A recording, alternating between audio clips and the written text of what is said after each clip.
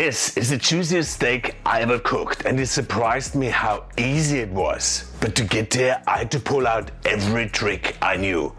I'll be honest, it did not help much that I was running and owning Michelin-star restaurants, because cooking steak is not a big part of that type of cooking.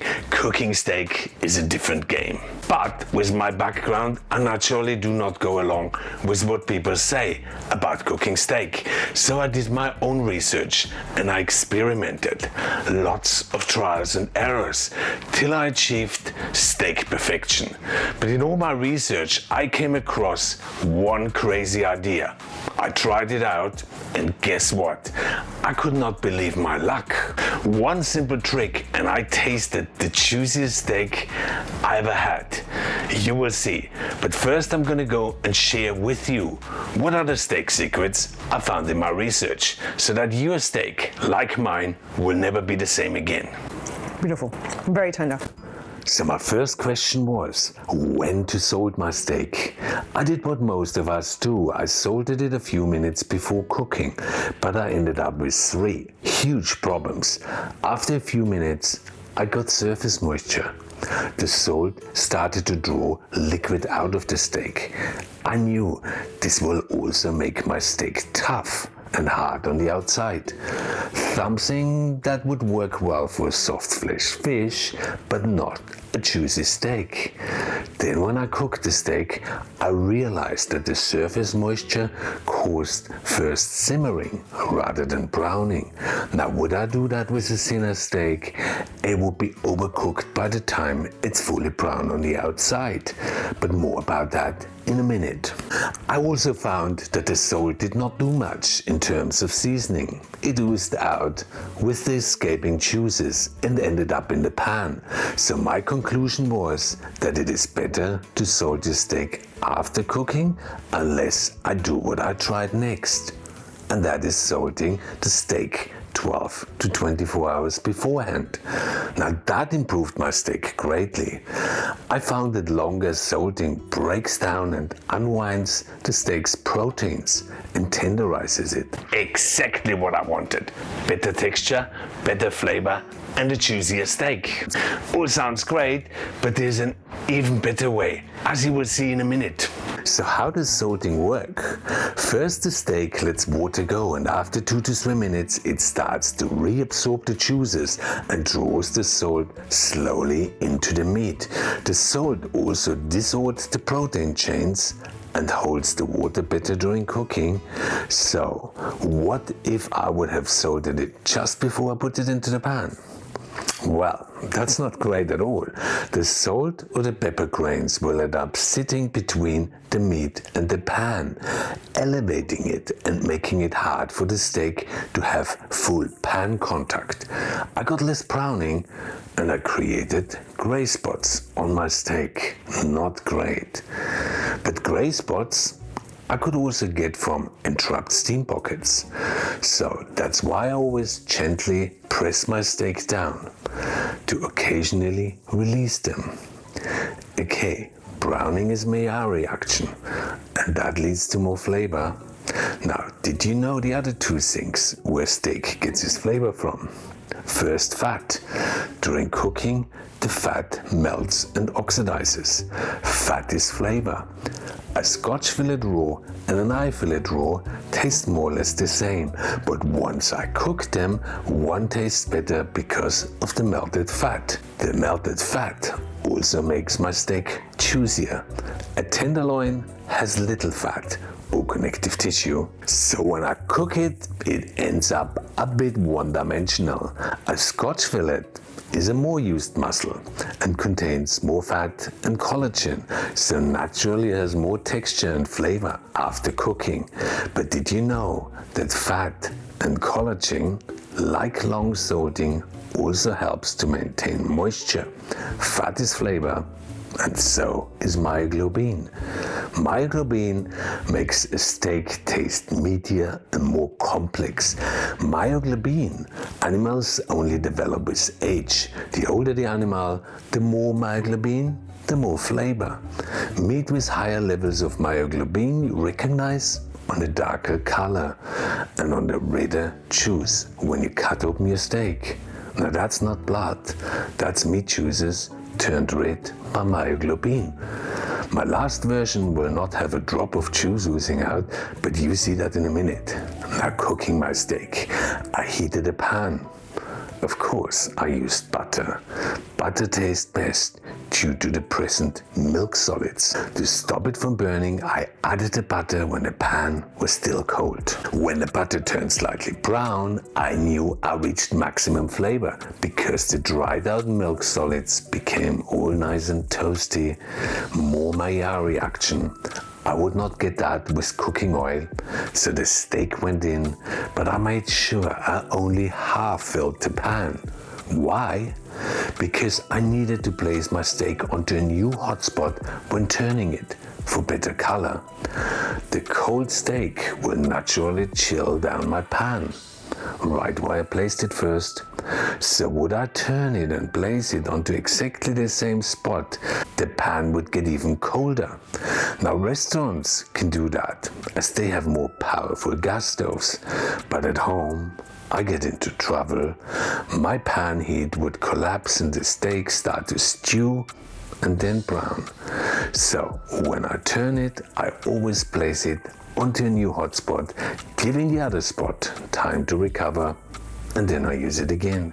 In case you want a manual check for the different cooking stages, I'll show you that at the end of the video, straight after we taste test it. So never overfill your pan like that. I fill mine half the most. What's next?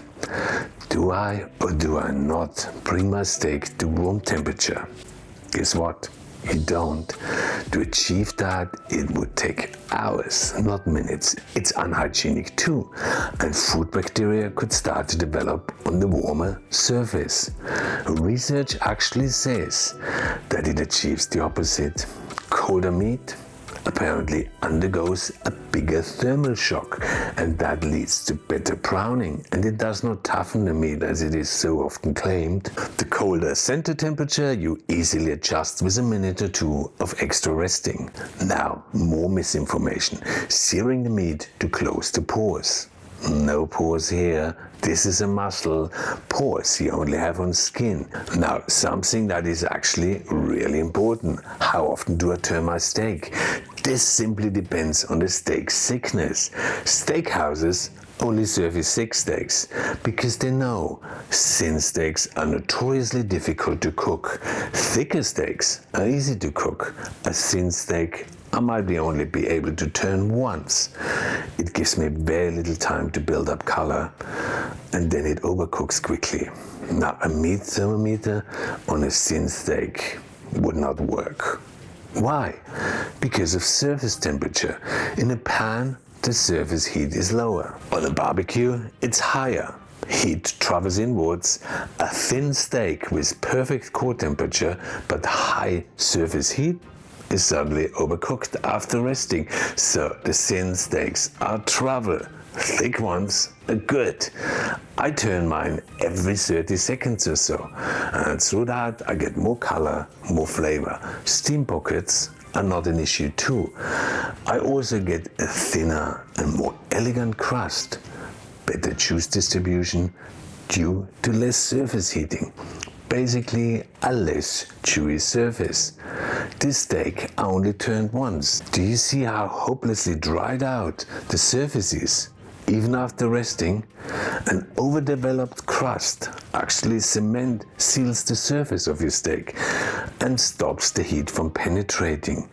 So it stays longer raw inside. I cooked it. It's time to rest it for approximately as long as I cooked it to allow the heat to continue to travel inwards. The meat juices that got pushed to the center start to travel back to where they came from, leading to an even cooked, warm and juicy steak. I rest my steak sometimes in a pan or off the heat because that depends on your pan.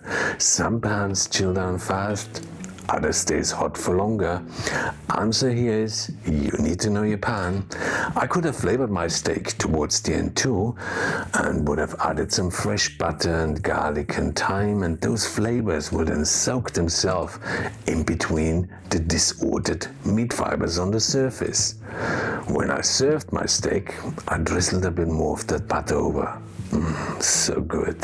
The pan itself then, of course I never wash. There's a lot of flavor in there, so I save that every time. A little water, I boil it for a few minutes, strain it, freeze it, and next time I make a gravy, I have the best base for it in here. Okay, today's highlight, the juiciest steak of them all. One simple trick, not known to us, but a staple in the frozen food industry. Have you ever heard of trehalose? Trehalose are two types of glucose interwoven.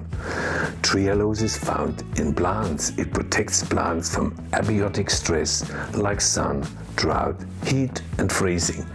Trehalose helps them to withstand frost or extreme sun. The interwoven glucose molecules bind and lock the moisture within the plant's cells. It does the same in my steak.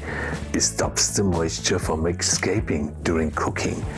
But that's not all. The entrapped moisture slows down the tightening of the meat fibers. So I end up not just with a juicier steak, it will also be more tender.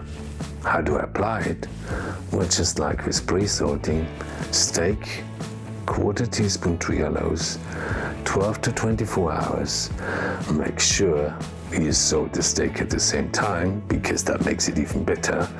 So let's find out if it worked and compare it to a steak that I just turned once and the one that I pre-salted and turned a lot. And then the trehalose trick. And then I show you how to check your steak from raw to well done by simply touching it. Okay, so steak it is today. So we have 3 different steaks, 3 different cooking methods, same piece of meat. So if you could tell us which one is best and which one is worst, huh? I like steak. So, any particular one? Yeah, if you start This with one that first? one. Yeah, that'd Okay. be great, yeah. This one looks quite charred on the top there. Yes. And it's a bit hard to get through. Nice and thick in the middle though. Maybe it's going to be like the baked potato last week where it's got some nice flavouring on the outside. Chewy. But the surface is a bit chewy, but the flavour's quite nice. I don't mind that charcoal flavour. If it was maybe a little bit thinner, then it wouldn't be so hard to chew. Okay. Because I think with a steak, even though it tastes nice, you don't want to look like you're chomping on your teeth. Yes. Yeah. All right, but the flavouring is nice though. Yeah. Just too chewy. Yeah. Okay. All right, next one. Okay, not so charred on the top, this one. There you go. It's actually more pleasant. Yeah. So maybe because that's overcharged, you lose the natural flavour of the steak. I love it raw, so I'm fine with that. So yeah, I'd go back and finish that one. Yes. Not that one, it would take me too long. I like talking too much. All right, so Okay. the last one then. Uh-huh. So All right. try that. So I Yeah. tried a special trick on that. Look how beautifully that is cooked. Yeah. Oh, heaven. When I lived in France, many moons ago, not that long ago, well, in my 20s, I learnt how to cook a proper steak bleu. Yes, never the cooked steak before. bleu.